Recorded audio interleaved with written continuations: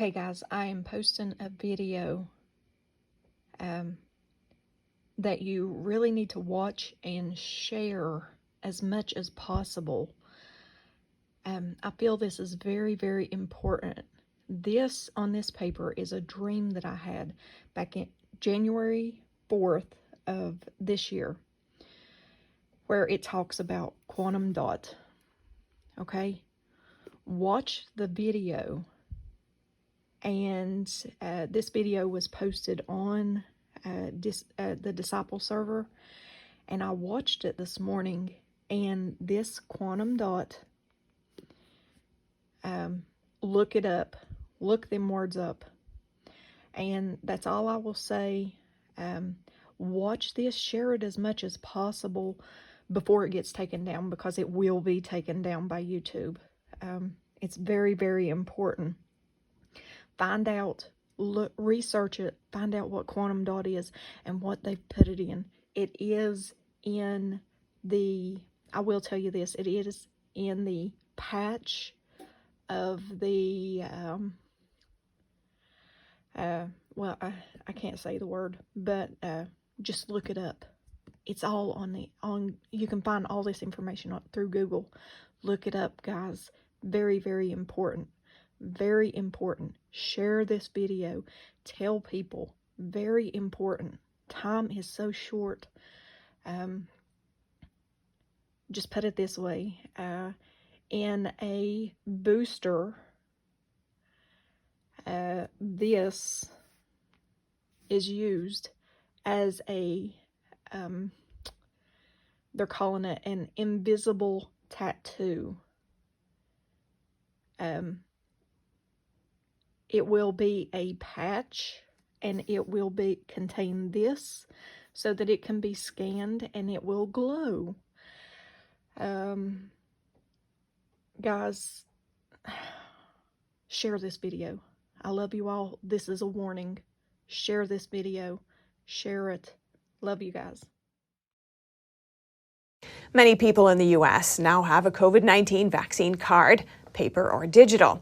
But could we soon be proving our vaccination status by the substances inserted under our skin? Earlier today, I spoke with Epoch Times investigative reporter and host of Crossroads, Joshua Phillip. He says reports that the government is trying to make this happen should have everyone's alarm bells sounding. Joshua Phillip, welcome to our show. Thank you so much for joining us. Hey, always a pleasure being here. Something that's largely flown under the radar, a patent filed by the U.S. government for a new product containing luciferase. That's a bioluminescent material often used in COVID-19 research. There are now reportedly proposals to use this product to start tracking people's vaccination status with an injectable that would sit under the skin. Now, you've been digging into this issue. Can you tell us what you've learned so far? Well, I think people get hung up on the freaky name of it because it, of course, it sounds like they're talking about Lucifer from the Bible being like the devil. And, naturally people are concerned about, among the religious community, they talk about the mark of the beast and things like that. And, they're legitimately worried about that. And, of course, the media has a field day trying to debunk it and so on. The reality is this. Luciferase, regardless of how you interpret it, right, just on the surface, it's a bioluminescent material contained in like lightning bugs and so on. And one of the reasons they want to use it for these marks they want to give people, and the Department of Homeland Security has filed a patent for it, and there's ongoing research on it. It's a lot of reporting on this. They have filed a patent for it, and they want to give people marks. And the reason they want to use luciferase is because it's bioluminescent and shows up under UV light. And so they can scan you almost like a barcode. They can scan this mark they give you, and it can bring up, for example, almost just like a QR code, again, like scan with your smartphone. It can bring up data on your vaccination status or any other data they want to include on you. And to me, that is what was concerning. Not so much, well, I think it's creepy, the name of it, of course, especially as related to they want to mark you with it.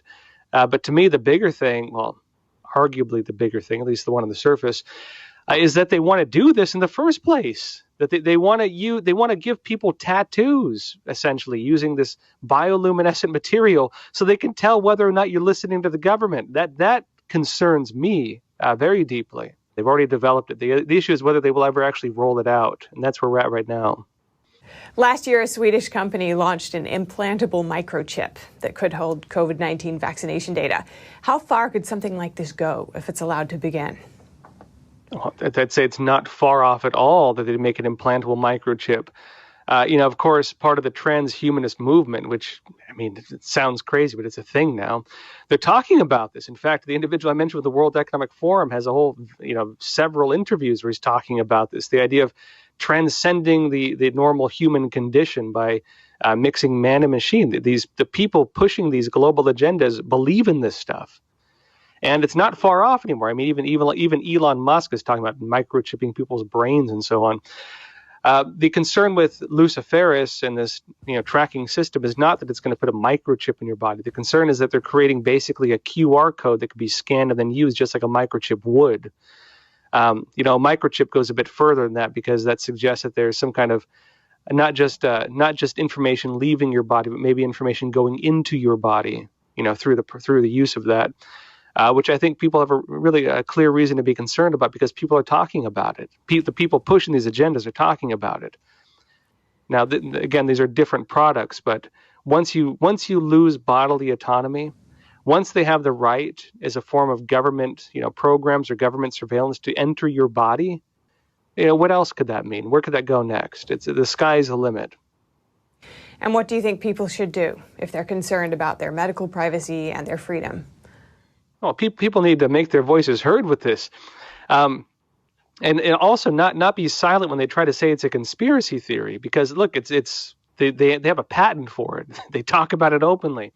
They're trying to fact check it not on the facts, but on the interpretation of the facts. Your medical data, that is between you and your doctor, and how the walls have been torn down, how your rights have been stripped from you if they think they can push it this far. Joshua Phillip, host of Crossroads, thank you so much for your time. A real pleasure.